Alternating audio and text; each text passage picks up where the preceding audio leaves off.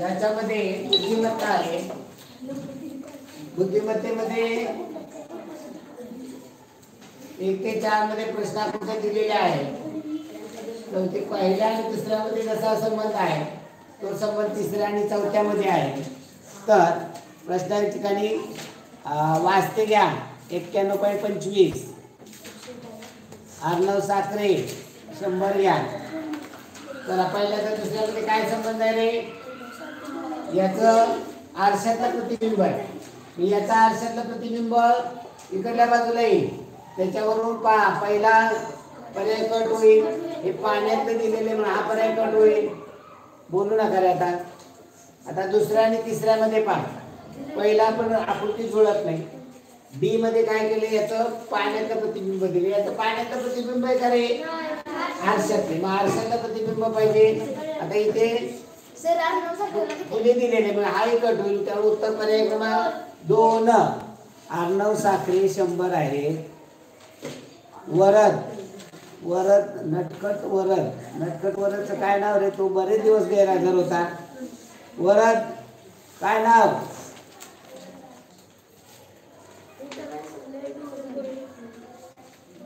चला पुढील प्रश्न घ्या. दुसरा प्रश्न बरोबर आहे. पहिल्याचं 2 आहे उत्तर. दुसरा प्रश्न पाहू. दुसऱ्याचं वाचते वरद बरोबर आहे. वाचते 91.25 ओके वाचते. अर्णव साखरेचे घेतले का? सृष्टी बघते काय? सृष्टी काय सृष्टीचं सृष्टी नाव काय संपूर्ण? नलवडे मला वाटते. सृष्टी नलवडे ना? नाही बरोबर. मागे याच्यामध्ये सृष्टीचं काय? स्वरा नलवडे ही श्रुती आहे. श्रुती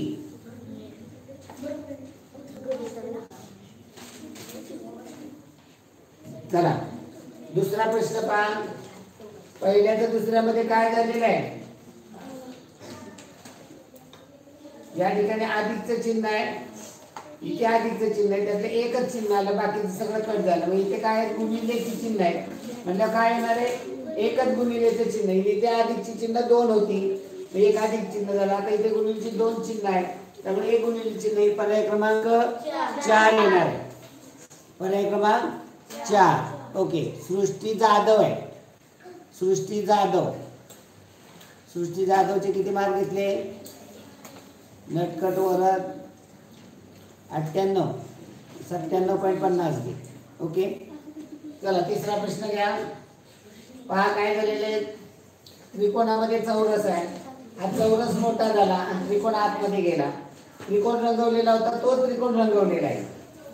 म्हणजे यात बदल काय झाला? फक्त चौरस बाहेर गेला. त्रिकोण लहान झाला. जो रंगवलेला भाग होता तोच ठेवलेला आहे. आता इथे काय होणार आहे? आतला भाग बाहेर जाईल. म्हणजे त्रिकोण बाहेर जाईल आणि त्यात वर्तुळ येईल. त्रिकोणामध्ये वर्तुळ सरळ त्रिकोण आहे. सरळ त्रिकोण राहील. उलटा होणार नाही. आणि रंगवलेला त्रिकोण होता. रंगवलेला त्रिकोण पाहिजे आणि आतमध्ये गोल पाहिजे. पर्याय क्रमांक 4 येणार. 3 का 2 का चालणार नाही? इथे उलटा झाला. चला पुढे चौथा प्रश्न पहा. आडव्या रेषा आहेत. उभ्या रेषा झाल्या. म्हणजे काय झालं? 90 अंशात फिरला म्हणू शकतो आपण. मग या आकृत्या तिरक्या रेषा त्या तिरक्याच होती पण 90 अंशात फिरलेल्या असतील. त्यामुळे पर्याय क्रमांक 1 येणार आहे. 3 म्हणजे जसं तसं आहे. उभ्या किंवा आडव्या होणार नाही. त्यामुळे उत्तर पर्याय क्रमांक 1 आहे. चला पुढे पाचवा प्रश्न पहा. उभ्या 2 रेषा आहेत. आडव्या 3 रेषा आहेत. काय म्हणलेलं आहे? आपल्याला मालिका पूर्ण करायची. मग एका फक्त उभ्या रेषा पहा. इथे 2 आहेत. इथे 3 आहेत. इथे 2 आहेत. आता इथे किती आहेत? आडव्या बघितल्या तर इथे 3 आहेत. इथे 2 आहेत. इथे 3 आहेत. मी 2 आहेत. म्हणजे काय घडतंय काय? 3 आणि 2 5 रेषा. इथे 3 आणि 2 5. इथे 5 रेषा पाहिजे. 5 रेषा पाहिजेत. सगळीकडे 5च आहे. आता पहा बार काय उभ्या 2 इथे खाली आडव्या 2 झाली. कशा फिरता येत्या? इथून इथे गेल्या. इथून इथे गेल्या. म्हणजे आता इथून इथे जाते. म्हणजे वरती 2 रेषा पाहिजे. त्याच्यावर पहिला आणि तिसरा पर्याय कट होईल. दुसरा आणि चौथा राहील. आता 3 रेषाचं पाहूया. पहिल्यांदा हे खालच्या बाजूला आहे, आता उजव्या बाजूला गेल्या, इथे वर गेल्या म्हणजे इथे डाव्या बाजूला जातील. डाव्या बाजूला 3 रेषा पाहिजे. त्याच्यामुळे पर्याय क्रमांक 2 उभ्या आणि आडव्या या घड्याळाच्या दिशेने फिरता आहे. Omkar Ghanwat. Okay, Omkar Bapurao Ghanwat. Okay, good. चला मार्क सांग. तपासले असते तर मार्क सांगा, मार्क टाकता येतील मला. चला पुढील प्रश्न घेऊया आपण. काय झालेलं आहे पहा. पहिल्यातून दुसऱ्यात काय झालेलं आहे, बदल काय काय होतोय तो बारकाईने पहा. पहिल्यांदा या कोपऱ्यावरती म्हणजे खालच्या उजव्या बाजूच्या खालच्या कोपऱ्यावरती गोल तिथे मिळालं.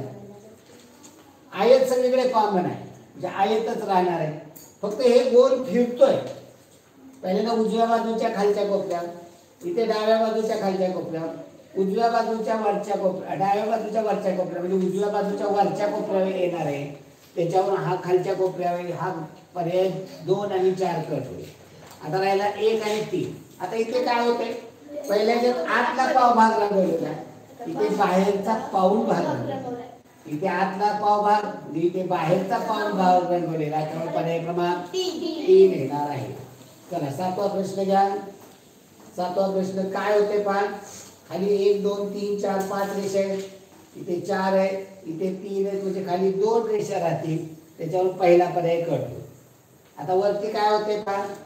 पहिल्या आकृतीमध्ये काही नाही, फक्त जसा आहे तसा आहे. त्याच्यामध्ये 2 रेषा वाढल्या. आता इथे काय झालं, त्याचा आकार वाढलाय, मोठा होतोय. म्हणजे 2 रेषांचा आकार मोठा होतोय. त्याच्यावरून पहा मी पहिला तो पर्याय कट केला. आता 2 रेषा आणि त्याच्यामध्ये काय होते, रेषा कुठल्या जात आहे. पहिल्यांदा उजव्या बाजूची एक गेली, नंतर पुन्हा उजव्या बाजूची गेली, पुन्हा ही रेष जमिनी. या पद्धतीच्या 2 रेषा असायला पाहिजे. तर पर्याय क्रमांक 2 येणार आहे. आता 3 मध्ये आणि 4 मध्ये पहा, 4 मध्ये इकडली रेषा आहे. आता ही रेष जाणार आहे म्हणजे इकडे 2 रेषा पाहिजे. उत्तर पर्याय क्रमांक 2 आहे. उत्तर पत्रिका घेतली का बघायला. ओके, चला पुढे 8वा प्रश्न पहा. पहा बाळांनो, व्यवस्थित मनापासून करणं गरजेचं आहे. अशक्य कुठलीच गोष्ट नसते. 60 अगदी 50-60 मार्क असणारे देखील आज 90 पर्यंत गेलेत, 90च्या पुढे पर्यंत गेलेत. फक्त त्याला नेहमी प्रयत्न करत राहा. समजून घ्या कशा पद्धतीनं सोडवणं, विचार करणं गरजेचं आहे हे समजून घ्या. पहा या ठिकाणी प, हा प आहे, तो प फिरतो आहे कसा. पहिला असा फिरला म्हणजे घड्याळाच्या दिशेने फिरला, पुन्हा तो घड्याळाच्या दिशेने फिरला, हा घड्याळाच्या दिशेने फिरला म्हणजे उलटा होणार आहे. म्हणजे पहिला आणि दुसरा पर्याय कट होणार आहे. तिसरा आणि चौथा येणार. आता तिसऱ्या आणि चौथ्यामध्ये फरक काय आहे. या पची रेष जी वरची रेष आहे संपूर्ण आहे, वरती संपूर्ण आहे म्हणजे वरती खाली संपूर्ण असायला पाहिजे. तर पर्याय क्रमांक 3 येणार आहे. पर्याय क्रमांक 3 आहे. चला पुढे 9 ते 12 प्रश्न. यामध्ये काय लिहिलेलं आहे. आता वरती गेले किती मार्क. सृष्टी जाधव किती, सृष्टी जाधव किती मार्क आहेत रे आपल्याला. सृष्टी जाधव कसं काय नाव घेतलं होतं मी. सृष्टी जाधव. एक नटखट वरद या नावावरती येते.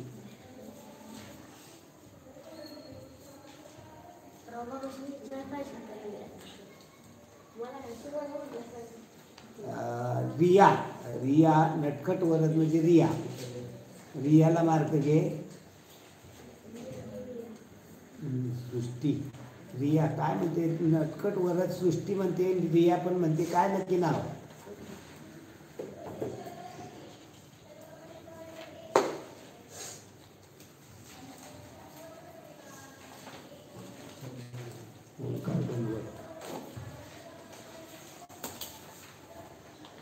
'97 97 घे. हां चला पुढे घ्या. सर रियानो. Okay okay. सृष्टी जाधव आहे. नटखट वरद म्हणजे सृष्टी जाधव आहे. ओके चला पुढे प्रश्नावरती आपण जास्त फोकस प्रश्नांवरती करू. त्याची उत्तरं देत चला, सांगत चला उत्तरं. चला आपल्याला पटपट पटपट ते व्यवस्थित होणं गरजेचं आहे. आपल्याला सगळ्यात जास्त महत्त्वाचं काय आहे तर पेपर व्यवस्थित समजून घेणं, व्यवस्थित सोडवणं हे आपल्याला जास्त महत्त्वाचं आहे. चला पुढील प्रश्न पहा. की कापलेला भाग आहे उजव्या आकृत्यामध्ये शोधा की त्यामुळे चौरस पूर्ण होतो. या ठिकाणचा आकार पहा, या ठिकाणी तिरका आकार या बाजूला पाहिजे, तो या ठिकाणी नाही, हा कट होईल. नंतर वर गेलं की इथे वरती कापलेलं आहे, वरती कापलेला भाग पाहिजे, इथे वर कापलेला, इथे वर कापलेला, इथे आत कापलेला, म्हणजे हा पर्याय कट होईल. राहिला पहिला आणि तिसरा. फरक बघा बारकाईने, हा कापलेला भाग आणि हा कापलेला भाग योग्य आकार पर्याय क्रमांक 3 येणार. इथे जास्त जेवढा खोल पाहिजे कापलेला तेवढा नाही. चला 10वा प्रश्न घ्या. या ठिकाणचा बाण पहा, जर रेष केली तर सरळ होणार आहे, म्हणजे सरळ असं यायला पाहिजे, असं तिरकं नाही चालणार, तिरकं नाही चालणार. उत्तर पर्याय क्रमांक 4 मध्ये बाकी सगळे बाण जुळत आहे, फक्त इथली रेष कुणीकडल्या बाजूला बाण आहे त्याच्यावरनं पहा, त्याच्यावरनं पाहणं गरजेचं आहे. त्यामुळे पर्याय क्रमांक 4 येणार आहे. चला पुढे 11वा प्रश्न पहा. 11वा प्रश्न या ठिकाणी पहा, जर नुसतं एवढं केलं तर तो चौरस पूर्ण होणार, बाजूला या आकार पाहिजे. मग इथं तिरका आकार आल्यानंतर इथे आडवी रेष आहे, तिरकाला आडवी रेष आहे पुन्हा हे, म्हणजे या ठिकाणी ज्या पद्धतीनं पाहिजे त्या पद्धतीने इथे जुळता, इथे जुळत नाही. हा पर्यंत पहिल्या कट होईल. तिसरा आता राहिला पहिला, दुसरा, चौथा. याच्यामध्ये बारकाईने पहा, याची लांबी पहा, ही लांबी जेवढी आवश्यक आहे एवढी आवश्यक लांबी कोणत्या भागामध्ये आहे? पर्याय क्रमांक 4 मध्ये. कारण इथे जी खोल उंची आहे ना, ही उंची इथे कमी आहे, इथे कमी आहे, इथे उंची ती जुळते, तेव्हा पर्याय क्रमांक 4 येणार आहे. चला पुढे 12वा प्रश्न. आतमध्ये बसणारा भाग सेम टू सेम पाहिजे, इथे हा पर्याय कट होईल, हा जास्त खोल आहे म्हणून कट होईल. राहिला पहिला आणि चौथा, याच्यामध्ये जास्त योग्य कोणता पहा, की हा चौथा लहान आहे, म्हणजे जेवढा आतमध्ये पाहिजे एवढा नाही, त्यामुळे पर्याय क्रमांक 1 येणार आहे. चला पुढे 13 ते 16 यामध्ये उत्तराची आकृती प्रश्नाची आकृती हुबेहूब जुळणारी. किती बाण आहेत? 1 2 4 4 8. इथे पहा वेगळा आकार आहे, हा कट होईल, इथे वेगळा कट होईल, इथे वेगळा कट होईल. उत्तर पर्याय क्रमांक 1 येणार आहे. 13चं 1 आहे. माझ्या बरोबरीने चला उत्तर सांगा. 13चं 1 आहे उत्तर, माझ्या बरोबरीने चला, मागे पडू नका. चला 14वा प्रश्न घ्या. 13चं 1 बरोबर आहे. सृष्टी जाधव 13 1. 14वा प्रश्न पहा. आता या प्रश्नामध्ये थोडीशी गडबड होण्याची, कारण या खुणा ज्या आहेत सगळीकडे आकार तर सेम आहे, त्या बाणांमध्येच व्यवस्थित बघायचं की बाण घड्याळ्याच्या दिशेने जाणारे आहे. हे चारही बाण घड्याळ्याच्या दिशेने, इथे चारही बाण घड्याळ्याच्या दिशेने, इथे चारही बाण घड्याळ्याच्या दिशेने, इथे चारही बाण घड्याळ्याच्या दिशेने, इथे चारही बाण घड्याळ्याच्या दिशेने. आता हे खालचे 2च बाण, खालचा 2 बाण उजवीकडे जातोय, वर जातोय, उजवीकडे जातोय. आता ही खाली येते, म्हणजे हा पर्याय कट होईल. उजवीकडे नाही, उजवीकडे येऊन खाली वर जाणारा पाहिजे, इथे वेगळे बाण आहेत, हा पर्याय कट होईल. उजवीकडे वर जाणारा बरोबर आहे, उजवीकडे वर जाणारा बरोबर. पहिला आणि दुसरा कट होईल. उत्तर तिसरा आणि चौथ्यामध्येच बारकाईनं पहा फरक आहे.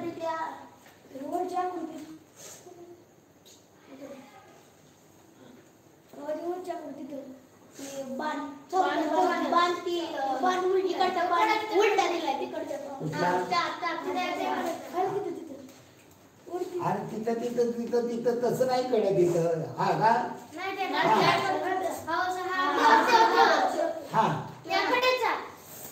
हा बाण उलटा आहे, बरोबर. त्यामुळे पर्याय क्रमांक 3 बाण बारकाईनं बघणे गरजेचं होतं.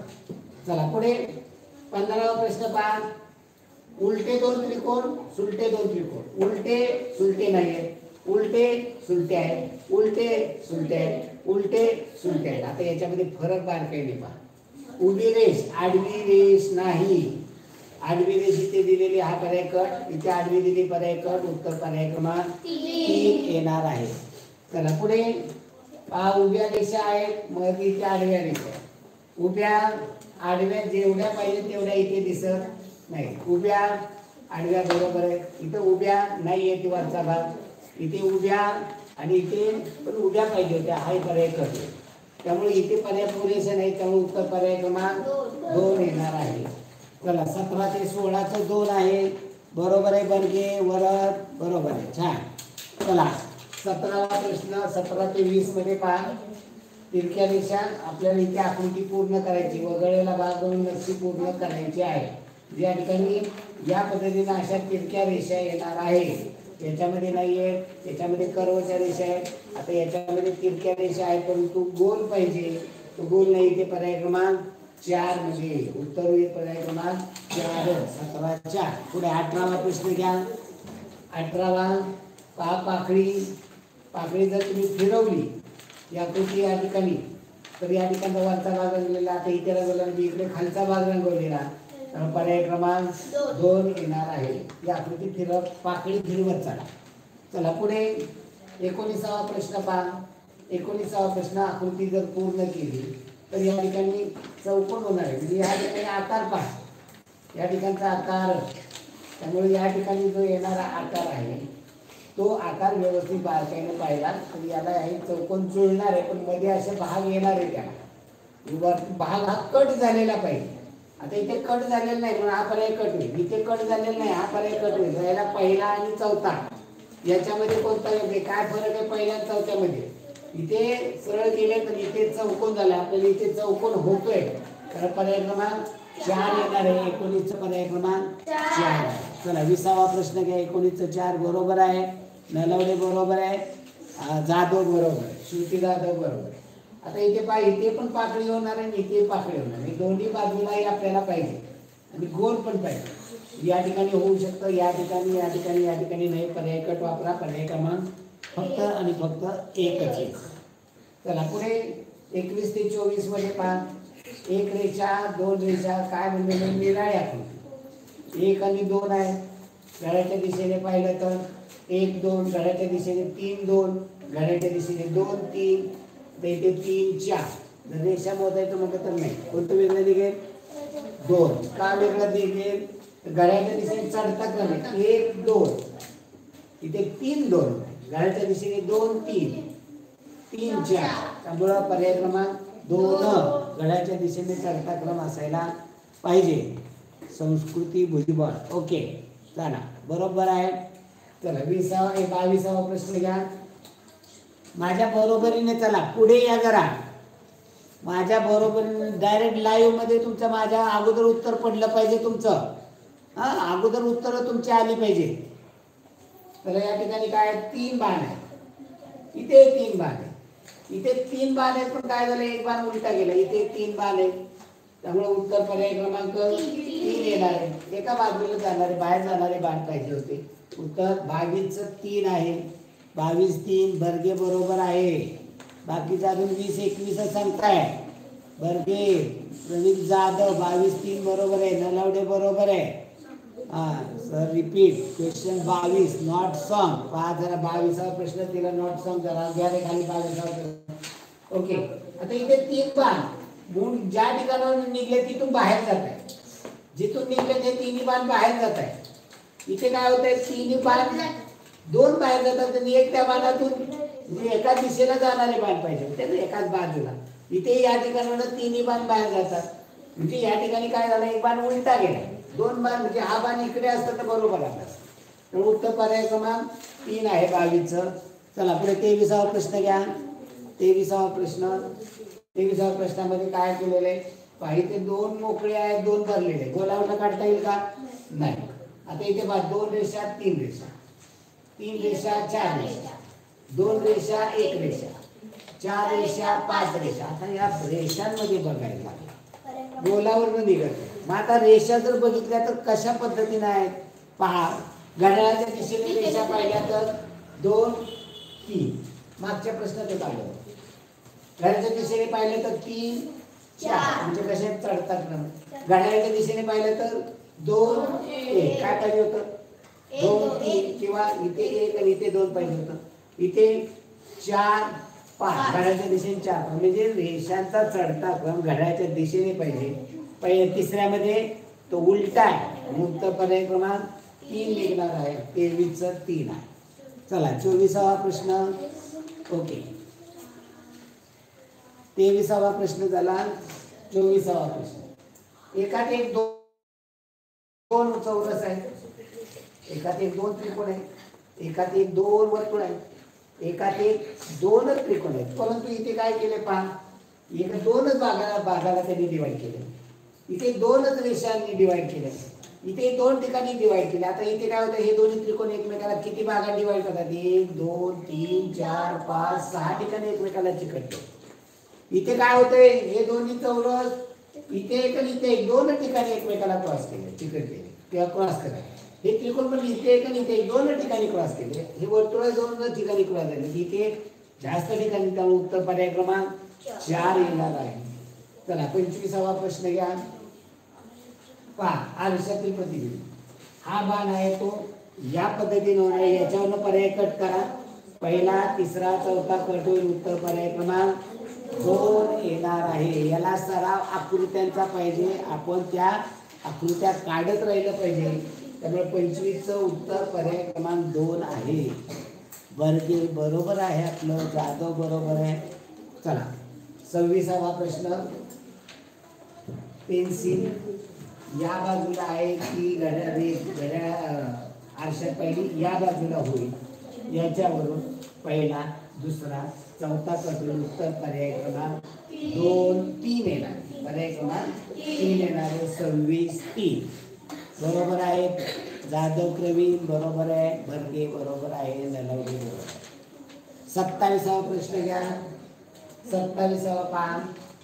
याचं आरशाचं प्रतिबिंब पर्याय कट लगेच पद वापरायची. रंगवलेला भाग उजव्या बाजूला, आता तो डाव्या बाजूला आहे. या ठिकाणी रंगवलेला, त्याच्यावरून पहिला, तिसरा कट होईल. उत्तर दुसरा आणि चौथा. आता याच्यात फरक आहे.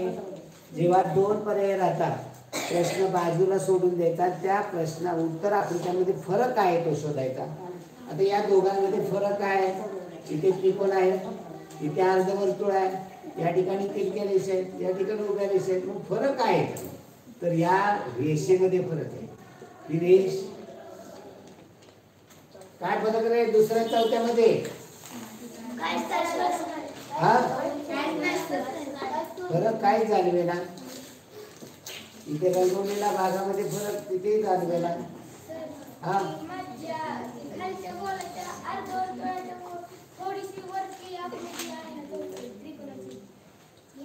हो ना, पण याच्यावरती पर्याय कट पद्धत वापरायला ते योग्य नाही ना. ते 2 आणि 4 सेम दिलेत.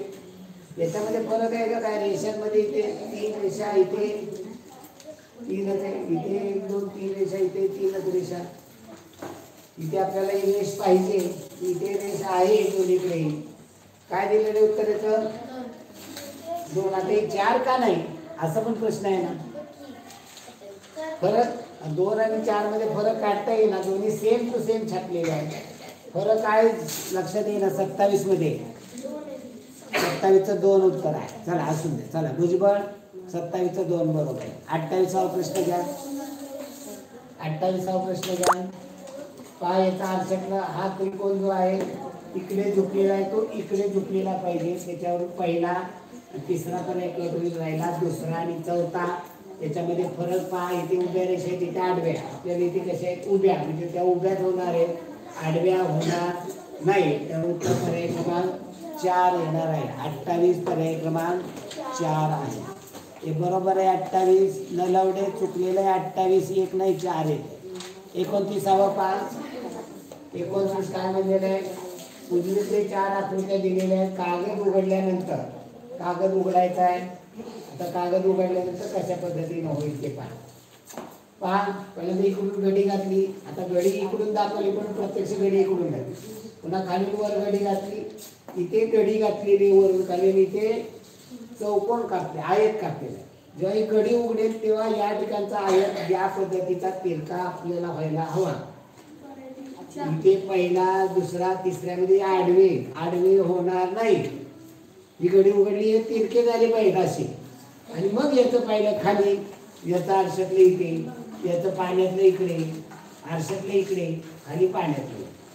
तेव्हा पर्याय क्रमांक 4 येणार. 29 पर्याय क्रमांक 4 बरोबर आहे. वरात भुजबळ नलवडे सृष्टी बरोबर आहे. चला वास्ते बरोबर आहे. भुजबळ बरोबर. 30वा प्रश्न घ्या. 30वा प्रश्न पहा. या ठिकाणच्या रेषा म्हणजे या ठिकाणी कापलेला. आता इथे अगोदर काय केले नक्की हे काहीच कळत नाही. हे रंगवलेलं असं आहे आणि नंतर घडी घातली. घडी घातल्यानंतर हा आकार झाला. पुन्हा मग वरचा भागाची आता ही घडी कशी घातली, कसा भाग केलेला आहे इथे, ही घडी इथे घातली आणि इकडे कापलं बरं. आता हे कापलं म्हणजे आता इकडे आरशाचं प्रतिबिंब येईल, म्हणजे असा कापलेला भाग सर्वत्रच आहे. आता या रेषा, या पद्धतीच्या रेषा आता इथे सगळीकडे. आता इथे काय झाले बघा, हे जेव्हा वरचं कापलेलं खाली घेतलेलं आहे, हे वरती जर घेतलं तर या ठिकाणचा कापलेला भाग, त्याच्यावरून दुसरा आणि चौथा कट होईल. आता राहिला पहिला आणि तिसरा, याच्यामध्ये जास्त योग्य कोणतं आहे? हा सर पण तिथे दाखवलेलं नाही ना, मग आमची चूक झाली.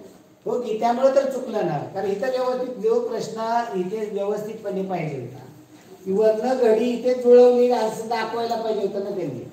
आता इथे आपण ते समजून घ्यायचे. आता ही घडी इकडे घातली, घडी आता इथे कापलेलं दाखवले. आता घडी घातल्यानंतर हे हा आकार कसा कापलेला दाखवेल, याला कोणता आकार कोणता जुळवला पाहिजे हे पण लक्षात येत नाही. काय दिलं उत्तर याचं? तिचं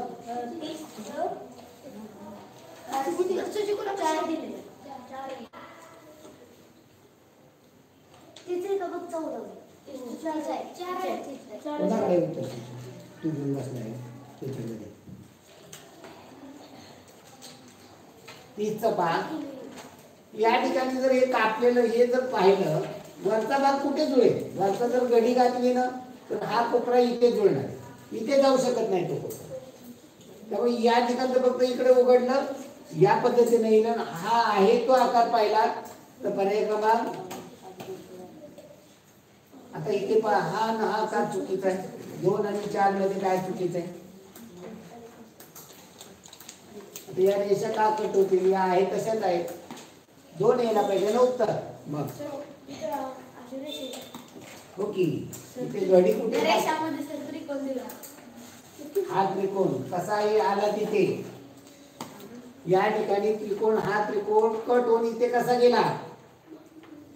घडी इथे व्यवस्थित दाखवलेली नाही. वरून जर घडी घातली तर हा कोपरा इथे जुळेल, आणि हा कोपरा जर इथे जुळला तर या ठिकाणचा कापलेला भाग याच्यामध्ये जाण्याचं कारण नाही ना वरती. इथे कोपरा, इथे त्रिकोण कसा जाईल तो? या प्रश्नामध्ये चूक आहे. या प्रश्नामध्ये जी चूक आहे ती आपल्याला करता येत नाही दुरुस्त. आपण प्रश्नाकृती बदलावी लागेल, त्याला प्रश्नाकृती बदलणं शक्य नाही. आता इथे सगळीकडे जे त्रिकोण आहे त्याच्यावरून कुठलाच पर्याय कट होत नाही. पण वरचा भाग कोणता जुळवलेला आहे याच्यावरून हा त्रिकोण इथे जाईल, इथे जाईल, इथे जाईल. कसा जाईल? वरून घडी दाखवायला हवी होती, वरून घडी दाखवली तर या ठिकाणची या पद्धतीने येईल ती घडी. हा कोपरा या ठिकाणी येऊ शकतो, आणि या ठिकाणी कोपरा तर या ठिकाणचा त्रिकोण कापून वर जाणार नाही. जर ही घडी घातली तर त्याच्यामुळे या घडीमुळे काय झालं तर याचं इकडे आण, या उभ्या घडी. आडवी घडी कुठे दाखवली नाही, हा प्रश्न कॅन्सल करा. चला पुढे प्रश्न कॅन्सल करा. 31वा प्रश्न पहा. इकडून घडी इकडे घातली, खालून वर घडी घातली, कापणी कापली, खाली उघडली तिरकी कापणी होईल. म्हणजे पर्याय क्रमांक 4 मध्ये इकडे उघडला आरशाचं प्रतिबिंब. चला पुढे 32वा प्रश्न घ्या. वरून खाली घडी घातली, इकडून घडी इकडे घातली. आता इकडून घडी इकडे घातली, इथे त्रिकोण कापलेला. आता जेव्हा हा त्रिकोण उघडेल तेव्हा ही कापणी इथे पण येईल. जेव्हा इकडे उघडेल, जेव्हा पाव हा इकडे उघडेल तेव्हा इथे कापणी तयार होईल. ही कापणी कुठं आहे? फक्त पर्याय क्रमांक 1 मध्ये ते, इथे कुठेही कापणी नाही. त्यामुळे उत्तर पर्याय क्रमांक 1 येणार आहे. त्यांचं मान्य करावं आपण उत्तर सूचीमधलं, पण ते आपल्याला पटलंही पाहिजे म्हणून आपण त्या गोष्टी पाहतो. या ठिकाणी तुकडे जोडायचे. एक काटकोन त्रिकोण आहे, 2 लघुकोन त्रिकोण आहे. म्हणजे एक काटकोन त्रिकोण, 2 लघुकोन त्रिकोण. काटकोन त्रिकोण आहे, 2 लघुकोन त्रिकोण आहे. याच्यामध्ये आयत दिला आहे का? आयत नाही, याच्यात आयत आला कुठला? हा पर्याय कट. याच्यामध्ये तुकडे किती? 4. चालेल का? या तुकडे आयताचा दिलेला चालेल का? आयत चौरस नाही तर उत्तर पर्याय क्रमांक 1 आहे. 33 1 नलवडे बरोबर आहे, वासते बरोबर आहे. चला 34वा प्रश्न. 34 पहा या ठिकाणी हा कोणता आकार आहे? पंचकोन आहे, हे दोन चौकोन आहे. पंचकोनी आकाराने दोन चौकोन पाहिजेत आपल्याला. आता पर्याय कट पद्धत वापरायची. पंचकोन एकच झाला, चौकोन हे कुठे गेले? त्याच्यातच जुळवले. त्यात जुळवले चालतील का? हे नाही, वेगळे दाखवणं गरजेचं आहे. आता याच्यामध्ये पंचकोन आहे का? चौकोन आहे, पंचकोनच यात नाही, यात पण पंचकोन नाही. आता याच्यामध्ये पंचकोन आहे, दोन चौकोन आहे, त्यामुळे उत्तर पर्याय क्रमांक 2. पर्याय क्रमांक 2. 35वा प्रश्न पहा. या ठिकाणचा आकार पहा, एक त्रिकोणी आकार आहे आणि दोन पाकळ्याचे आकार आहे. दोन पाकळ्याचे आकार, इथे दोन पाकळ्याचे आकार नाही, हा पर्याय लगेच कट होईल. आता हे दोन पाकळ्यांचे आकार आणि एक त्रिकोण पाहिजे. दोन पाकळ्यांचे आकार त्रिकोण याच्यामध्ये आहे. याच्यामध्ये पाकळ्याचे आकार दोन आहे आणि दोनच वरती एकच, जेव्हा दोन पाकळ्यांचे आकार घेतले तर एकच त्रिकोण पाहिजे. आता इथे किती झाले हो तुकडे? 1 2 3 4 5 तुकडे चालतील का?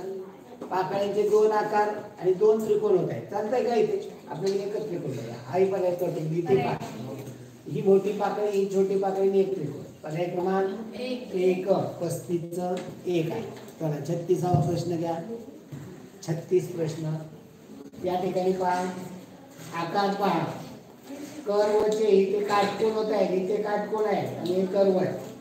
आता हे कर्व कुठे जुळू शकतात? या ठिकाणी पहा, कर्वचे आकारच नाही आहे, पर्याय कटू. कर्वचे दोन आकार पाहिजे, ते कर्वचा एकच आकार आहे, पर्याय कटू. यात कर्वचा आकार कुठेही नाही, हा पर्याय कटू. इथे पहा, दोन्ही बाजूच्या कर्वामध्ये हा भाग बसवलेला आहे, त्यामुळे उत्तर पर्याय क्रमांक 3. 36 3. 36 3. 36 कुणाचं उत्तर आहे? बर्गे बरोबर आहे, शिंदे बरोबर आहे. चला 37वा प्रश्न घ्या. या ठिकाणचा आकार पहा, हा आकार आपल्याला लपलेला कुठे आहे तो शोधायचा आहे. पहा कुठल्या याच्यामध्ये? पर्याय क्रमांक 1 मध्ये. कुठे आहे? कुठे आहे? पर्याय क्रमांक 1 मध्ये. ते शोधणं ते खरं कौशल्य आहे आपलं. ही तिरकी रेषा या ठिकाणी, या ठिकाणी ही तिरकी रेषा, आडवी रेषा, ही तिरकी रेषा ही वरती गेलेला एका ठिकाणी इथे जुळू शकतात. आता याच्यामध्ये पहा बघा, आता तिरकी रेषा किती आहे? त्याला आडवी रेष, याला आडवी रेष कुठे जुळलेली नाही, इथे नाही आहे. या तिरक्या रेषेला आडवी रेष कुठे जुळलेली आहे का? या तिरक्या रेषेला नाही. इथे पहा, तिरक्या रेषेला आडवी रेष कुठेच नाहीये, त्यामुळे जास्त योग्य पर्याय क्रमांक 1 मध्ये. बाकीच्या इतर ठिकाणी कुठे उत्तर द्यायला आडवी रेष जुळलेली नाही तिरक्या रेषेला, योग्य नाहीये. हा आकार छोटा आहे, हा मोठा आहे, पण इथे खूपच छोटा आहे, हा खूपच मोठा आहे, पण जास्त योग्य 37चं 1 आहे. 37 1 शिंदे बरोबर आहे, नलवडे बरोबर आहे. चला 38वा प्रश्न घ्या. 38वा प्रश्न. या पद्धतीचा आकार पहा, अधिकचं चिन्हासारखा या ठिकाणी आकार होतोय. एक लगेच पर्याय कट पद्धत वापरायची. याच्यामध्ये होईल पहा, याच्यामध्ये उभी रेष, उभी रेष, आडवी रेष, उभी रेष, आडवी, खाली गेलं. 39वा. चला दोन्ही बाजूने दोन आलेले आहेत किरण, दोन बाण आलेले. आता इथे दोन बाण आहेत, पण इथे मध्ये कट केलेलं पाहिजे, इथे कट केलेलं नाहीये. आता इथे कुठेच कट केलेलं नाही, कारण या प्रश्नामधला दोष येतो, प्रश्नामधली चूक आहे. हा करेक्शन मध्ये. आता इथे बाण नाहीये दोन, इथे बाण आहे तर इथे नाही, इथे बाण आहे तर इथे नाहीये, इथे तसंच आहे. आता इथे बाण 2 आहे आणि इथे रेषा पर्याय क्रमांक 3 जास्त येते, फिरवून दिलेला आहे. काय दिले उत्तर त्याचं? काय करेक्शन? इतर एक पुसलेलं दाखवायचं. उत्तर काय दिलंय त्याचं? 1 दिले, कारण इथे मग इथे कट केलेलं दाखवलं पाहिजे. ओके, हा मोठा आकार आहे म्हणून इथे कट इतर दाखवले, इथे दाखवलं, पण इथं जोडलेलं दाखवलेलं आहे. आता इथे म्हणलं तर पहा, इथे बाण आहे ते इथे कट केलेलं आहे, कुठे इथं रेषा दिलेली. इथे बाण आहे, इथे कट केलेलं आहे, इथे रेषा दिलेली, इथे पण रेषा दिलेली आहे, त्यामुळे यात करेक्शन आहे. तर उत्तर पर्याय क्रमांक 1 सांगितलं. 40वा प्रश्न. या पद्धतीचा बाण या ठिकाणी होतो उलटा, जसा तसा होत नाही. या ठिकाणी होतं. या ठिकाणी पहा बाण आहे, त्याला उभी रेष पण आहे. आता इथे त्रिकोण आहे, पण इथं पहा उभी रेष त्याला जोडलेली नाही, त्यामुळे हा पर्याय करतो. आता राहिला 1 आणि 3. 1 मध्ये उलटा आहे, 3 मध्ये सरळ आहे. अगोदर काय बघायला पाहिजे आपण? सरळ सरळ कोणतं येऊन उत्तर? पर्याय क्रमांक 3. चला गणिताला सुरुवात करूया. आपण गणित व्यवस्थित समजून घेऊया. एक तुम्ही तर चला या आपण चॅनेलवर आल्या आपल्याकडे थंबचा बटन आहे, त्याला लाईक फक्त करायचं, लाईक करायचं, शेअर सबस्क्राईब करणं गरजेचं आहे.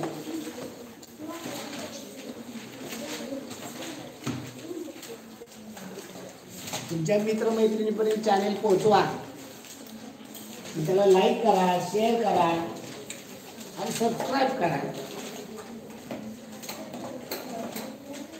आज जवळजवळ आपले 1700 सबस्क्रायबर आहेत.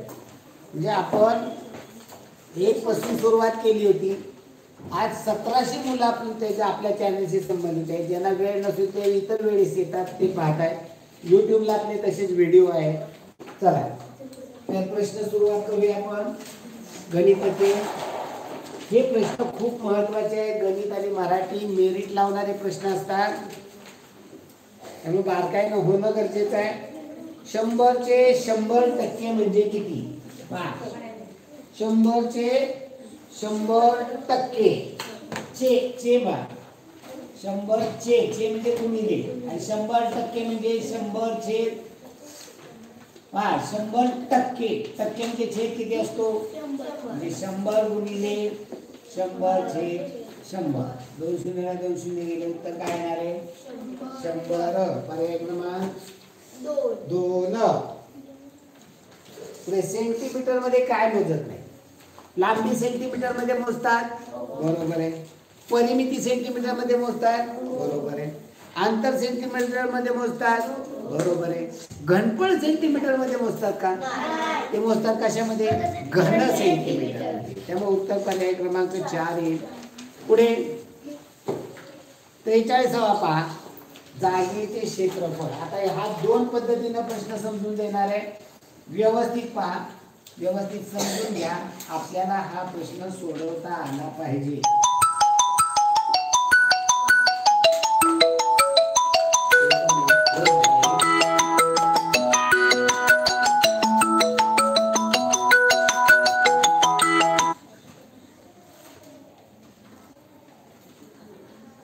पहा या ठिकाणी आपल्याला काय होतंय, या आकृतीचं क्षेत्रफळ विचारले. आता माप पहा, 1 सेंटीमीटर, हे 2 आहे, हे संपूर्ण 7 आहे, हे 1 आहे, हे 2 आहे, हे 2.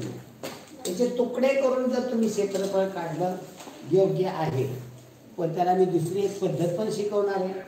पहा इथे संपूर्ण याची जर लांबी पाहिली, आता याचे तुकडे जर तुम्ही केले, पाय हा एक तुकडा केला किंवा असा तुकडा केला, पाय त्याचा या पद्धतीनं तुकडा केला. आता ही संपूर्ण लांबी 2 आहे, हे गेले तर ही किती राहिली? पाय याला 1 नंबरचा तुकडा, याला नाव देऊ आपण. 1 नंबरच्या तुकड्याचं क्षेत्रफळ काढायचं. लांबी किती आहे? 7. रुंदी किती आहे? ही संपूर्ण 2 आहे, ही किती आहे? 1. म्हणजे 7 गुणिले 1 याचं क्षेत्रफळ, लांबी गुणिले रुंदी 7 चौरस सेंटीमीटर. 1 नंबरच्या भागाचं 7. 2 नंबरचा भाग हा संपूर्ण 2 होता, त्यात वरचा 1 गेला, राहिला किती इथे? 1. आणि लांबी 1, रुंदी 1, याचं क्षेत्रफळ किती?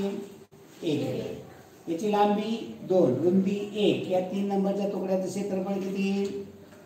लांबी 2, रुंदी 1, हा 3 नंबरचा तुकडा आहे, याचं क्षेत्रफळ 2 गुणिले 2, म्हणजे याचं 7 येईल.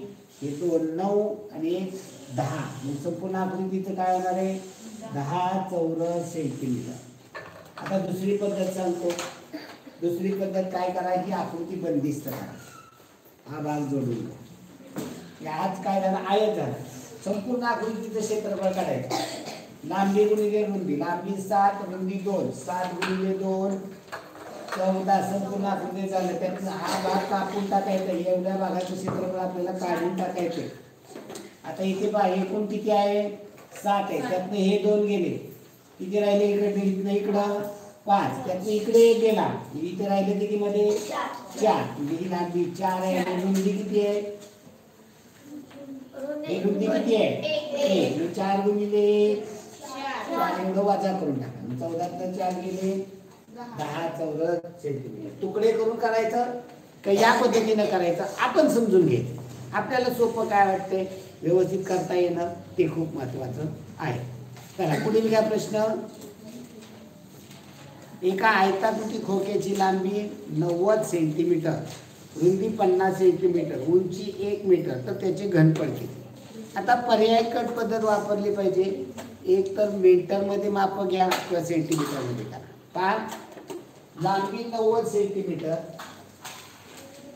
सगळी सेंटीमीटरमध्ये माप घेऊ लांबी गुणिले रुंदी 50 आणि उंची 1 मीटर इथे सेंटीमीटरमध्ये पाहिजे आपल्याला सेंटीमीटरमध्ये किती होईल 100 सेंटीमीटर म्हणजे ही सगळी माप कशामध्ये केली आपण सेंटीमीटरमध्ये घनफळ कशामध्ये येणार आहे सेंटीमीटर मी इथे हा एक शून्य आणि हे 2 शून्य किती झाले शून्य 4 1 2 3 4 आता गुणाकाराने राहिलं काही 9 गुणिले 5 गुणिले 9 45 म्हणजे किती उत्तर येईल 4,50,000 चौरस सेंटीमीटर आहे का पर्यायामध्ये नाही मग आता याची माप मीटर मध्ये करायची 90 सेंटीमीटर म्हणजे मीटर मध्ये किती होतील 0.9 रुंदी 50 सेंटीमीटर म्हणजे मीटर मध्ये काय होईल 0.5 आणि हे 1 मीटर आहे ते आता सगळी माप कशामध्ये घेतलीत आपण सगळ्यांना एकच परिमाण मीटर म्हणजे मीटर मी तर दशांश चिन्ह नाही समजा 9 आता दशांश चिन्ह इथे एक संख्येच्या इथे एक संख्या एकूण 2 संख्येच्या अगोदर दशांश चिन्ह वाचण्यासाठी 0 उत्तर काय येईल 0.4 5 चौरस मीटर चौरस चालेल का हे काय काढले लांबी दिमाग मी तर चौरसला गप्प बसले एक जणी बोलला नाही तर तुमचं लक्ष नाही अजिबात उत्तर 0.45 घन मीटर तर पर्याय क्रमांक 2 येणार आहे पुढे श्याम 13 मे 2009 रोजी सकाळी 11:55 वाजता दिल्लीहून आगगाडीने निघाला 15 मे 2009 रोजी सकाळी 9:30 वाजता कोइंबतूरला पोहोचला तर त्याला प्रवासास लागणारा वेळ किती आता 13 मेला सकाळी पहा 13 मेला सकाळी तो निघालेला आहे 11:55 पासून 14 मे दुपारी 11:55 पर्यंत किती वेळ झाला हा कालावधी 24 तासाचा आता 14 मेला 11:55 पासून 15 मेला सकाळी 9:30 पर्यंतचा वेळ मोजायचा 15 मे 9:30 किती वाजता बस पोहोचली 9:30 एवढाच वेळ काउंट करायचा अगोदरचा 24 तास काउंट केला मग सकाळी 11:55 ते रात्री 11:55 किती वेळ होतो सकाळी 11:55 ते रात्री 11:55 12 तास रात्रीच्या 11:55 पासून रात्रीच्या 12 वाजेपर्यंत किती मिनिटं झाली 11:55 पासून 12 वाजेपर्यंत 5 मिनिटं झाली ही 5च मिनिटं फक्त झाली आणि रात्रीच्या 12 वाजल्यापासून सकाळच्या 9:30 पर्यंत 9.5 तास असे एकूण किती वेळ लागेल रात्री दुपारी सकाळच्या 11:55 पासून दुसऱ्या दिवशीच्या 9:30 पर्यंतचा वेळ आहे 5 3 2 11 चले 21 तास 35 मिनिटं आणि 13 तारखेपासून 13 तारखेपासून 14 मे पर्यंतचे 24 तास असं एकूण कालावधी किती लागेल 45 तास आणि 35 मिनिटे तर उत्तर येईल पर्याय क्रमांक 4 एक आगगाडी 8 तासात 480 किलोमीटर अंतर जाते तर 2 तासात किती अंतर जाईल एक मन पद्धत वापरायची 8 तासात 480 किती तास किलोमीटर. 8 तासाला 480 किलोमीटर, तर 2 तासाला x. मांडली तर x बरोबर 480 गुणिले 2 भागिले 8. 848 0 60 गुणिले 2 120 किलोमीटर. काय चुकलं रे? 8 गुणिले 16 व्हायला पाहिजे. 8 ओके बरोबर.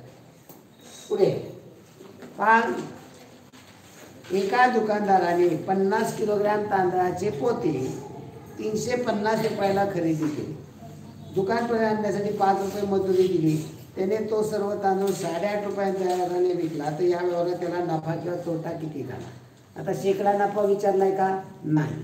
ओके, आता आपण या ठिकाणी काय करू? तांदळाची खरेदीची किंमत आणि विक्रीची किंमत काढू. 350 रुपयाला खरेदी केलं. दुकानपर्यंत आणण्यासाठी 5 रुपये मजुरी, म्हणजे खरेदीची किंमत किती झाली? 355 रुपये खरेदी किंमत. खरेदीची. आता विक्रीची किंमत किती? तांदूळ 50 किलो. कसा विकला? 8 रुपये 50 पैसे. 8 रुपये 50 पैसे. या दशांचिन्ह 5 वरती 0 मांडले तरी चालतील, गुणिले 50 रुपये. आता हे वरचे 0 नाही मांडले तरी चालतात.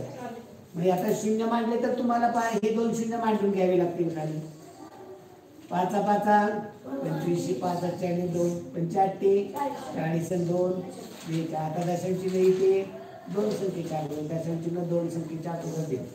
ही कसली झाली? 425 रुपये विक्रीची किंमत. नफा काढायचा असेल तर कसा काढा? विक्री वजा खरेदी. विक्री किती आहे? 425 वजा खरेदी किती आहे? 355 वजा करा. 5 मधनं 5 गेले 0 राहील. 2 मधनं 5 जात नाहीत. मनाचा आजचा घ्या, पुढल्या घरात देऊन टाका. 12तनं 5 गेले 7 राहिले. 4तनं 4 गेले 0. नफा किती झाला? 70 रुपये नफा झालेला आहे. पुढील प्रश्न पहा. हरीने त्याचा मित्र अशोककडून 4000 रुपये 2 वर्षासाठी कर्जावर घेतले. व्याजाचा दर साल दर शेकडा 10 असल्यास 2 वर्षांचा अशोकला किती रक्कम परत करावी लागेल? म्हणजे तू नुसतं व्याज देऊन चालेल का? नाही, तर आपल्याला इथं रास काढावी लागणार. 4000 रुपयाचं 2 वर्षाचं 10% दराने व्याज किती? व्याज बरोबर मुदत भागिले 100. मुदत 4000 गुणिले दर 10. कालावधी 2 वर्ष भागिले 100. 1 0 गेला, इकडे 1 0 गेला. 400 गुणिले 2 800 रुपये. हे काय आलं? व्याज आलं. आणि मग परत देताना मुद्दल 4000 अधिक व्याज 800 असे एकूण 4800 रुपये द्यावे लागतील. चला पुढील प्रश्न घ्या. अ ब कड ही राजमार्गावरील वाहना पहा. अ ब कड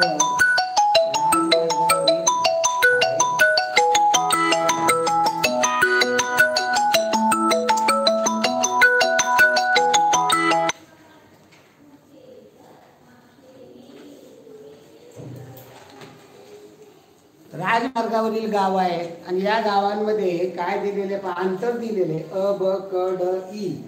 हे या ठिकाणी पहा 7 किलोमीटर. अ पासून ब पर्यंत 7 किलोमीटर दिले. याचे भाग करा. या ठिकाणी अ आहे, या ठिकाणी ब आहे, 1 2 सोडून या ठिकाणी क आहे, 1 2 3 4 सोडून ड आहे, 1 2 3 4 सोडून ड आहे, 1 2 सोडून ई आहे. पुढे काय गरज नाही आहे. आता अ पासून ब पर्यंत अंतर हे 7 किलोमीटर दिलेले आहे. किती भागाचं अंतर 7 किलोमीटर आहे? 2 भाग. मी एका भागाचं अंतर किती येणार आहे? 7 भागिले 2 केलं तर 3.5 येणार आहे. आता आपल्याला काय विचारलंय पहा. ड आणि ई या पेट्रोल पंपातील अंतर किती? ड आणि ई हे 2 पेट्रोल पंप यातला अंतर किती? एका भागाची किंमत किती आहे? 7.5. 3 भागाची किंमत 3.5 गुणिले 3 केलं तर उत्तर काय येईल? 10.5. चला पुढील प्रश्न घेऊया.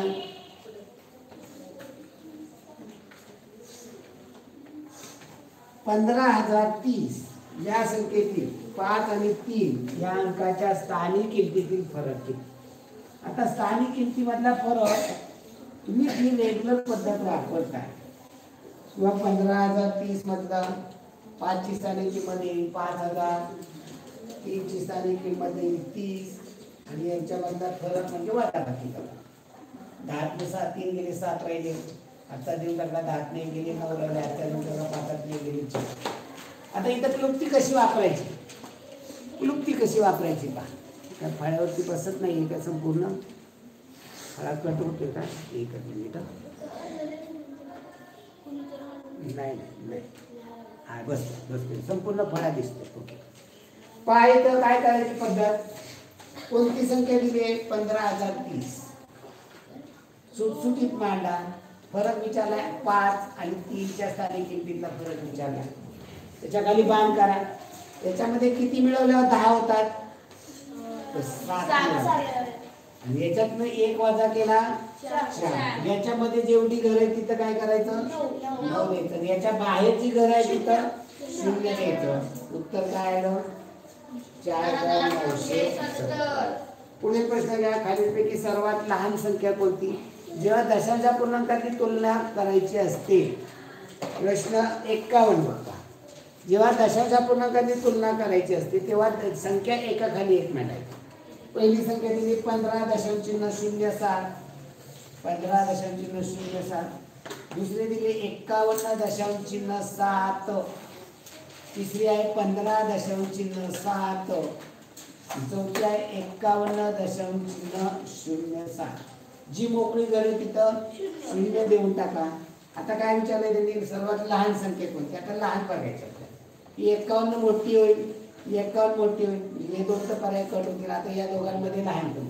15. आता इथं दोघांची तुलना करायची. दशांश चिन्ह काढून टाका. दशांश चिन्ह 2 घरं पुढे नेले, ही 2 घरं पुढे नेले. ही काय झाली? 1,507. ही 1,570. लहान कोणती? 1,507 म्हणजे 15.07. पुढील प्रश्न घ्या.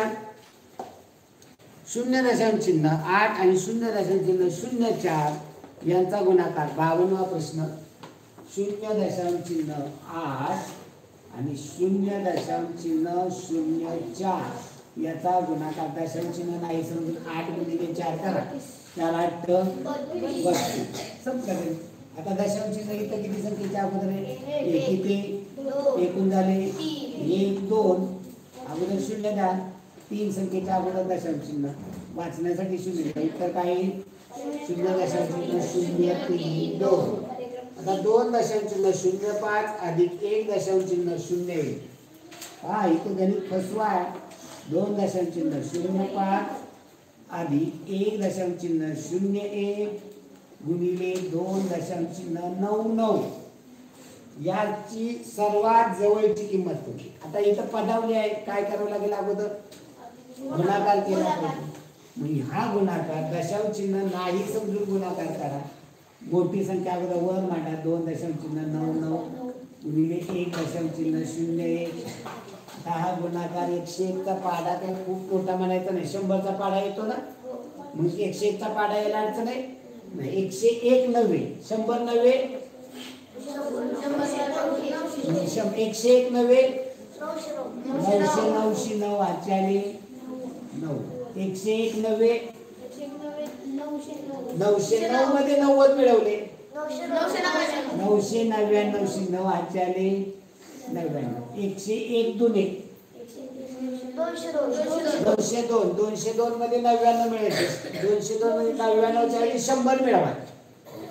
202 मध्ये 100 मिळवले. मग एक कमी करा. उत्तर किती? 301. दशांश चिन्ह 2 संख्येच्या इथं 2 संख्येच्या एकूण 4 संख्येच्या अगोदर. म्हणजे काय झालं? 2 दशांश चिन्ह 05 अधिक 3 दशांश चिन्ह 0199. आता ही बेरीज करायची. दशांश चिन्हाखाली दशांश चिन्ह मांडून करा. पहिला 2 दशांश चिन्ह 05. दुसरी संख्या मांडताना अगोदर हे दशांश चिन्ह मांडा. 3 0199 बेरीज करा. 9 9 5 6 0 दशांश चिन्ह 5.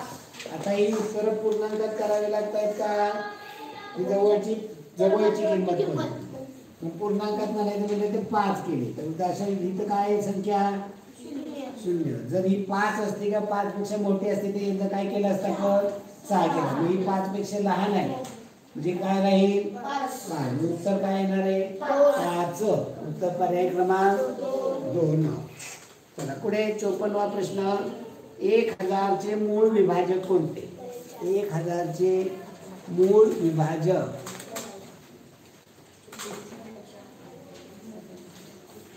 1000 चे मूळ विभाजक 1000 मूळ संख्येने भाग लावायचा त्याला 2 ने लावा 2 पंचे 10 2 शून्य पुन्हा 2 ने जोपर्यंत 2 ने जातोय तोपर्यंत 2 ने लावायचा 2 दुने 4 एक राहिला 2 पंचे 10 शून्य शून्य 2 ने 2 के 2 दुने 4 एक राहिला 2 पंचे आता जाईल का 2 3 ने जातोय का 3 ने जातो का नाही 3 ची कसोटी 2 5 2 7 1 8 नाही का म्हणजे 5 ने 5 दुने 10 बाकी राहिली 2 5 25 5 5 पुन्हा 5 5 25 पुन्हा 5 1 5 म्हणजे याचे मूळ अवयव काय झाले 2 गुणिले 2 गुणिले 2 गुणिले 5 गुणिले 5 गुणिले 5 उत्तर पर्याय क्रमांक 4 चला पुढील प्रश्न 2 अंश छेद 7 2 अंश छेद 7 7 अंश छेद 8 13 अंश छेद 12 आणि 2.1 अंश छेद 6 वरती मिश्र संख्या कोणती मिश्र म्हणजे काय म्हणायचं त्याला तर पूर्णांक युक्त अपूर्णांक मग इथे हा अंशाधिक हा छेदाधिक अपूर्णांक आहे हाही छेदाधिक आहे हा अंशाधिक आहे आणि हा पूर्णांक युक्त अपूर्णांक त्याला दुसरं नाव काय मिश्र अपूर्णांक आणि उत्तर पर्याय क्रमांक 4 येणार आहे आता पुढे प्रश्न 20 30 आणि 40 चा लसावी किती 20 30 40 चा लसावी काढतोय आपण मूळ अवयव पद्धतीनं 20 30 40 चा लसावी पातीनी संख्येला भाग कशाने जाईल 2 ने बेन 20 बेन कबे बे पंचे 10 बेन 4 शून्य पुन्हा 2 ने जाईल का आता तिन्ही संख्येला गेला पाहिजे 5 ने 5 दुने 10 5 एक 15 5 20 आता तिन्ही संख्येला जातो का कशाने 2 संख्यांना 2 ने बे के बे बे दुने 4 हे 3 तसे आता हे 2 आणि 3 मूळ आहे एका एकाला घेऊन शेवट जावं लागेल मी इथं सोडलं नाही बे दुत्रिक 6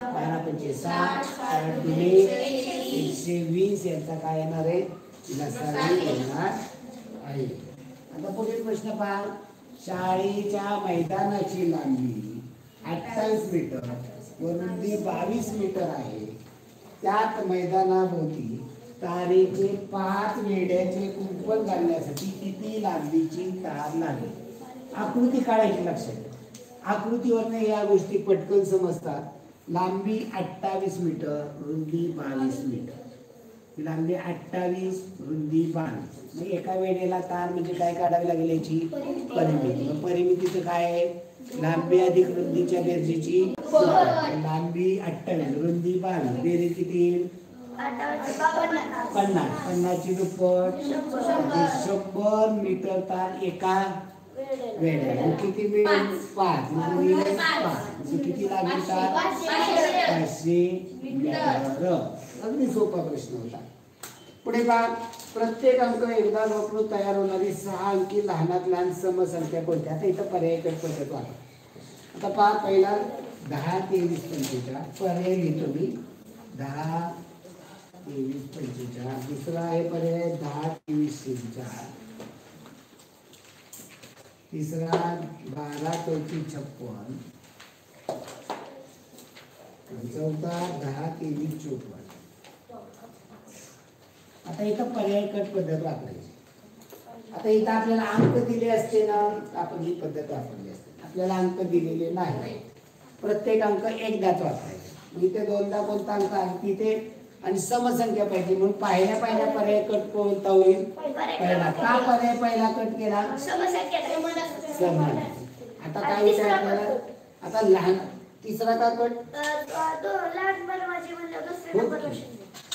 आता या ठिकाणी पहा एखादा 1 2 3 4 5 6 पण येतो. आता आपल्याला प्रश्न काय विचारले? लहानात. मग लहानात अंक कोणते? 0 1 2 3 4 5 हेच अंक वापरावे लागतील. एखाद्याने शून्याकडे लक्ष दिलं नाही, त्याने लक्षात आलं नाही तर तो लिहिणार म्हणजे त्याचं चुकणार. म्हणून तर हा पर्याय दिलेला. हा चालणार नाही कारण याच्यामध्ये लहानात लहान अंक 0 घेतला नाही. 0 हा अंक आहे तो घ्यायला हवा होता. त्यामुळे हा प्रश्न आता याच्यामधले लहानात लहान विचारले 1 0 2 3 4 5 वापरायला पाहिजे होते. 6 घेतली. आता इथं आपल्याला आता इथं 5 घेतले असते तर विषम झाले असते. त्यामुळे आपल्याला सम पाहिजे आणि इथं 0 1 2 3 5 आहे इथे. मग आपल्याला लहान विचारले. या दोन्ही मधली लहान कोणती होती? म्हणजे इथं जर तुम्ही असे केवळ अंक वापरले आणि ह्याच्यापासून बनवायचा प्रयत्न केला तर आता इथे काय झाले? 5 वापरलाच नाही त्यांनी, 6 घेतला. त्यामुळे उत्तर पर्याय क्रमांक 2 येणार आहे. तुम्ही जर याचे बनवत बसला एखादा हुशार मुलगा काय करणार? तो कसा चुकणार म्हणून तो पर्याय घेतले की त्याने पर्याय न बघता सोडवायचा केला. म्हणजे तो हुशार आहे. तो एक लगेच आतमध्ये गेली म्हणजे काय होईल?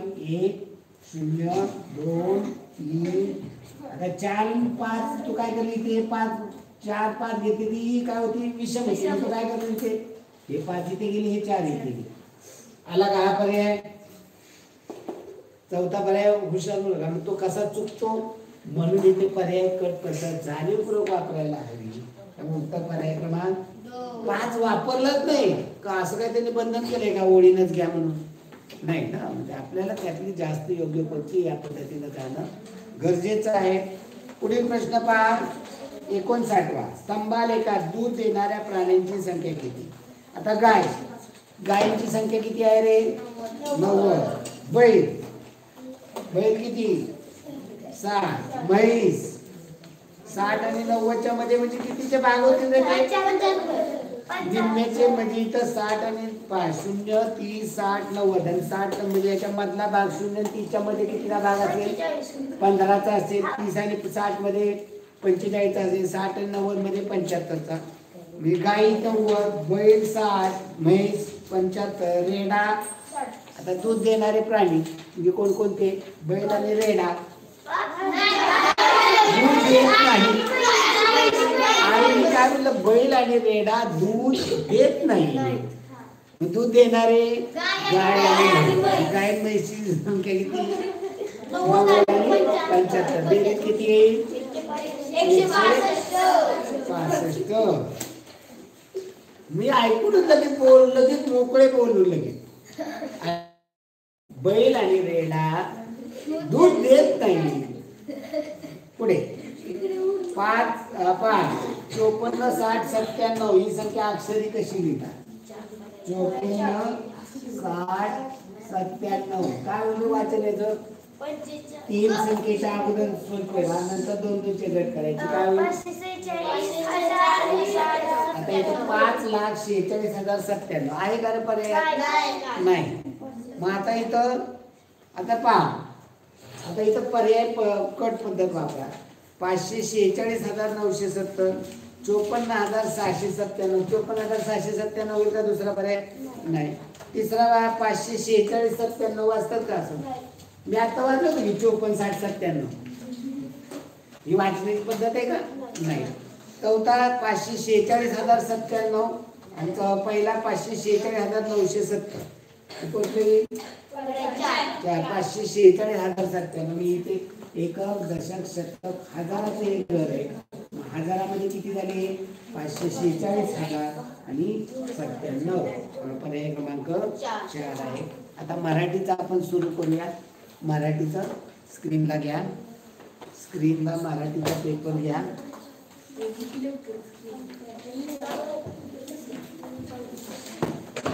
चला बाळांनो स्क्रीन चालू करा.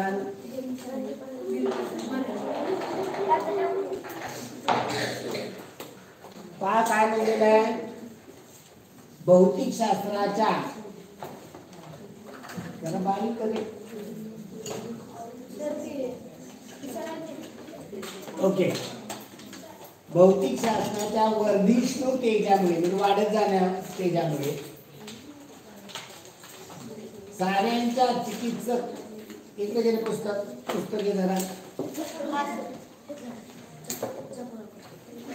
पहा काय प्रश्न आहे. पहा मोठा, खूप मोठा उतार आहे.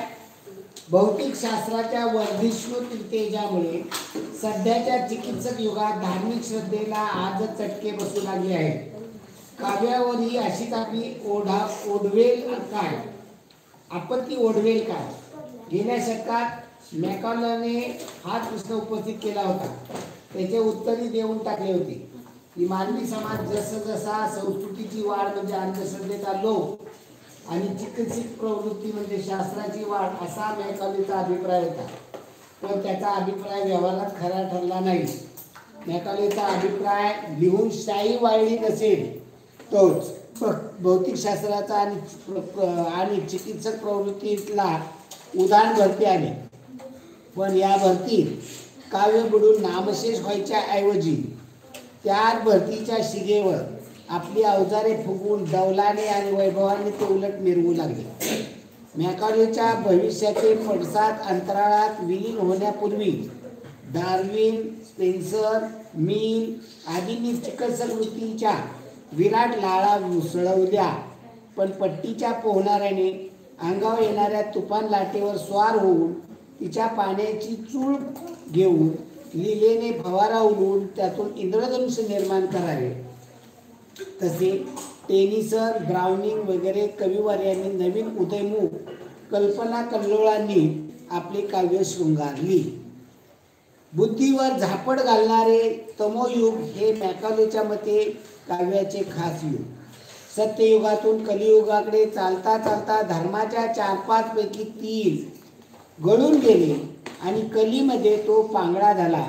तसे शास्त्रीय युगाच्या प्रखर चंद्रप्रकाशात काव्याला अंधारी येऊन ते चटकन खाली बसणार असे त्याला वाटले.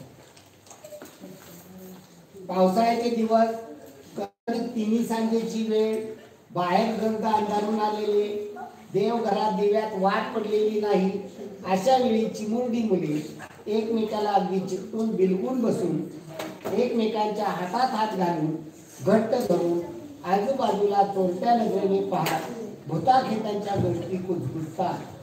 ही वेळ काव्याला अत्यंत प्रशस्त आहे असे मॅकॉलेला वाटते. शेजारी आसपास कोठेही खुट्ट वाजले, दूर कोपऱ्यात उंदीर चिवचिवला, तिकडे वैचणीला पाल चुकली होती, इकडे भूत आले म्हणून मुलांच्या अंगावर शहारे आले आणि हात घट्ट आवडले. तसे अंधश्रद्धेच्या काळात कवी रंगीन ते विश्व काव्य भक्ताला खरे वाटू लागते. त्यात तो रंगून जातो. भुयारे, बळदे, तळघरे अशासारख्या अंधाऱ्या जागा काव्याला फार मानवतात. तर शास्त्रीय शोधाचे विद्यार्थी या अंधाऱ्या जागातून लखलखू लागले म्हणजे काव्य तेथून कळ काढील अशी मॅकॉलेची कल्पना. पण या दाट अंधाऱ्या भुयारात शास्त्रीय शोधांच्या किरणांनी दिसू लागतात. काव्यदृष्टी आत न्याळून पाहू लागली. तो या भुयारात पूर्वी न पाहिलेले असे अपूर्व जड जवाही तिला दिसून आले. ती आम्ही लिहून तिने आपल्या सौंदर्यात अधिक भर घातली. प्राणीशास्त्र, भूस्तरशास्त्र, खगोलशास्त्र, पदार्थ विज्ञानशास्त्र या शास्त्राने ज्ञानसागरातील नव्या नव्या अज्ञात बेटांचा शोध लागला. तेव्हा शून्यात वसाहती करू पाहणाऱ्या काव्याला आपले साम्राज्य विस्तारण्याला नवी क्षेत्रे निर्माण झाली. म्हणून उलट आनंद झाला आणि मॅकॉलेचे भविष्य हे मात्र अंधाऱ्या जागी वावरणाऱ्या भूताप्रमाणे भूत ठरले. मॅकॉलेच्या काव्याच्या भविष्याबद्दल अभिप्राय खरा ठरला नाही. कारण काव्य निर्मिती सुरू झाली. त्याला वाटलं की आता नवीन शिक्षण झाल्यावरती काव्य बंद होईल, पण तसं घडलं नाही. दुसरा बाब 62 मॅकॉलेच्या काव्याच्या संदर्भातील मताशी कोणते विधान विसंगत ठरते? 4 शास्त्रीय प्रगतीबरोबर काव्य देखील समृद्ध होत गेलेला आहे. पुढे शास्त्रीय शोधांचा काव्य निर्मितीवर काय परिणाम झाला? काव्य बोलतं काय झालं का नव्या ज्ञान संकल्पनांनी काव्य सूक्ष्म झाले की त्याचा बारकाईने उलटा अभ्यास व्हायला लागला. संशोधक मॅकॅलेचे भविष्य हे मात्र अंधाऱ्या जागी वावरणाऱ्या भूताप्रमाणे ठरले. या विधानाचा अर्थ मॅकॅलेचे भविष्य खोटे ठरले. शून्यात वसाहती करणे या वाक्यप्रचाराचा अर्थ शून्यात वसाहती करणे म्हणजे सर्व नव्याने निर्माण करणे. पर्याय क्रमांक 3. आता उतारा दुसरा का हा व्यवस्थित दिसतोय. चरित्रकार घटनांनी बांधलेला असतो. जो चरित्र लिहितो ना तो त्याच्या दृष्टीने घडलेली घटना म्हणून इतिहासाला इतिहास म्हणून महत्व असते. कलावंत ज्ञात ऐतिहासिक सत्याचा मोकळेपणाने स्वीकार करतो पण तो घटनेला बांधलेला नसतो. त्याच्यासाठी घटना व्यक्तित्वाच्या आकलनाचे साधन असते. सांकेतिक व्यक्तिमत्वाच्या कल्पनेत सगळ्या घटना कधी मावतच नाही. म्हणून ऐतिहासिक घटना या त्यांचे व्यक्तित्वाचे आकलन सांकेतिकच्या चौकटी ओलांडून पलीकडे जाण्यास सहाय्यकारी असतात. कित्येकदा घटना अशा आकलनाच्या दृष्टीने परिहार्य असतात. इतिहास आणि घटना कलावंताला आधार असतात. ते आव्हाने देत नाही. म्हणून कलावंत कादंबरीतून इतिहास संशोधन करीत नाही. कलावंताला मूलभूत आव्हान जीवनाचे असते. ऐतिहासिक घटना या आव्हानाचा भाग असतो. व्यक्तित्वाच्या आकलनाचे साधन म्हणून तो सत्याचा स्वीकार करतो. आणि जर व्यक्तित्वाचा एखादा घटक सत्य असेल तर त्यासाठी इतिहास घटना पुरवित नसेल तर कलावंताला इथे आणण्याचे कारण नसते. ही जागा कल्पित घटना भरून काढतात. कल्पित व सत्य घटना मिळून एक व्यक्तित्व साकार होते. हे व्यक्तित्व सलग आहे की नाही, वाचकाला सत्य वाटते की नाही, हा खरा महत्वाचा प्रश्न. म्हणून ऐतिहासिक सत्याचा स्वीकार अपरिहार्य असतो. पण याचे कारण घटनांची पुराव्याने सिद्ध केलेली सत्यता हे नसते, तर या परिहार्यतेचे कारण व्यक्तित्वाची आकलनाची गरज हे असते. तर या ठिकाणी पहा की इतिहास लिहिताना तो पुराव्यासह लिहिला जातो. पण एखादी घटना चित्रपटामध्ये वगैरे दाखवली तर त्याला बराचसा मसाला खरी घटना खोटी पण दाखवली जाते. पहा बरं, तानाजीच्या याच्यामध्ये तानाजी मालुसरे हा एक पिक्चर पहा. तानाजी सिंहगडावरती घटना घडलेली. आता सिंहगडावरती आहे, हा समुद्र आहे का रे, नदी आहे का कोणती, आणि तो उदयभान त्या समुद्रातनं नदीतनं नौकेतनं आलाय सिंहगडाकडे असं दाखवलं. आता असं घटना आहे का इतिहासामध्ये? नाही. म्हणजे या ठिकाणी पिक्चरमध्ये दाखवताना त्यात अकल्पित कल्पित असे अनेक घटक त्यामध्ये घातलेले असतात. प्रश्न पहा, लेखकाच्या मध्ये इतिहास व घटना कलावंताला कशा उपयुक्त ठरतात? आधार म्हणून. त्या फक्त आधार म्हणून घ्यायचं. ऐतिहासिक कादंबरीत ऐतिहासिक सत्याचा स्वीकार अपरिहार्य असतो, कारण त्याशिवाय कादंबरीतील व्यक्तित्वाचे आकलन होत नाही. पण चित्रपटामध्ये त्याचा काही संबंध नसतो. एखाद्या व्यक्तित्वाच्या घटकासाठी इतिहास घटना पूर्वीच नसेल तर कलावंत काय करतो? स्वतःच्या प्रतिभेने घटना निर्माण करतो. स्वतःच्या कल्पना काही तिथे घालतो. चरित्रकाराला ऐतिहासिक घटना म्हणून महत्वाच्या असतात, कारण त्याला चरित्र साकारायचे असते, म्हणजे चरित्र दाखवायचे असते. या उतार्याला खाली दिलेल्यापैकी समर्पक शीर्षक कोणते? कलावंत व ऐतिहासिक घटनांचा वापर.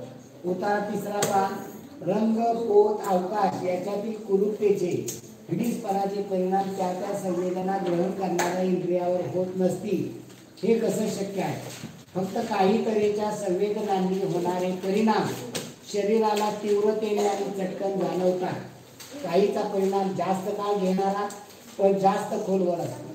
एवढंच अवरात्र चालणाऱ्या मैलभर दूर ऐकू जाईल इतक्या कर्कश आवाजाच्या वातावरणात, निवान ट्यूबच्या बकाल भडकपणात आणि सतत पुरी पकोड्याने बरबटलेल्या तोंडातून साबरमती के संत तुने कर दिया कमाल याशिवाय दुसरं कोणतं महाकाव्य जन्माला येऊ शकेल? कुरूपतेच्या, असुंदरपणाच्या, अत्याचाराची फार जबर किंमत द्यावी लागते माणसाला. त्याची संवेदनशीलता इतकी निबर होऊन जाते की साऱ्या संस्कृतीवर त्याचा परिणाम होतो. आणि आज तर माणसाच्या मनावर लहानपणापासून ते वार्धक्यापर्यंत सतत परिणाम करणाऱ्या साऱ्या गोष्टी मानव निर्मितच आहेत अशा वेळी त्यांचे आकार रंग पोत हे सुंदर असले मनावर त्यातून होणारे संस्कार हे कुरूपतेचे हिडीसपणाचे न होऊन देणे हे किती महत्वाचे आहे.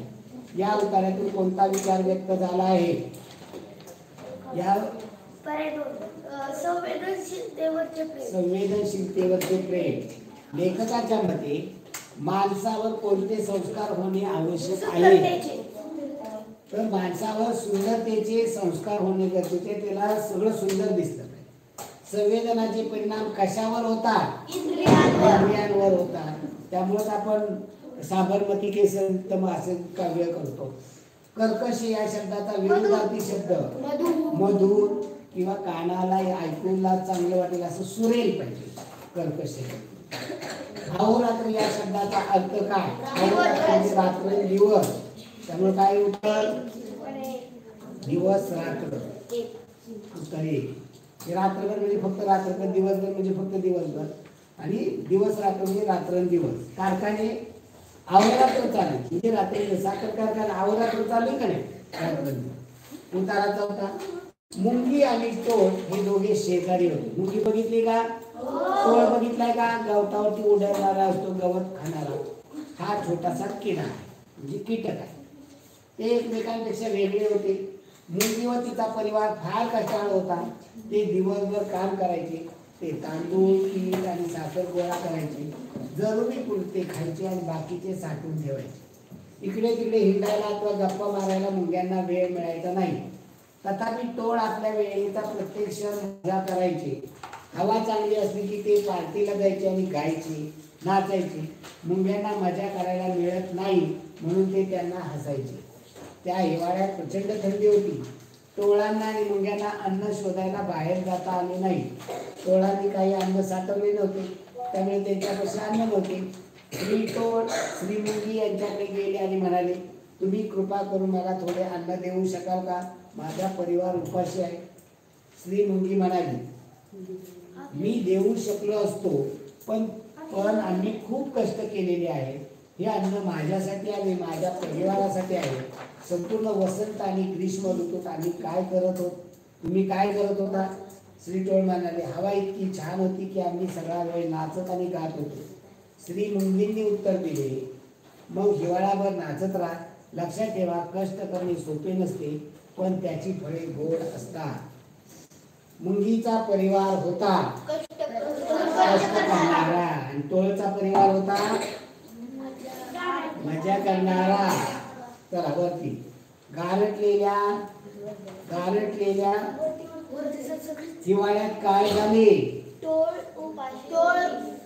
टोळ उपाशी होते, कारण थंडी एवढी पडली की सगळंच काढून गेलं. टोळांना अन्न मिळालं नाही, त्यामुळे ते उपाशी. उतार्यातील कोणत्या शब्दाचा अर्थ गोळा करून ठेवायचे असा आहे? साठवून ठेवायचे म्हणजे गोळा करायचे. मुंग्या आपलं अन्न बिळामध्ये वारुळामध्ये साठवून ठेवते. मुंग्यांनी टोळांना मदत का केली नाही? त्यांना टोळांना धडा शिकवतो. त्यांना टोळांना धडा शिकवायचा होता, कारण की त्यांना ती जेव्हा हे उड्या मारायची तेव्हा ती मुंग्यांना नावं ठेवायची.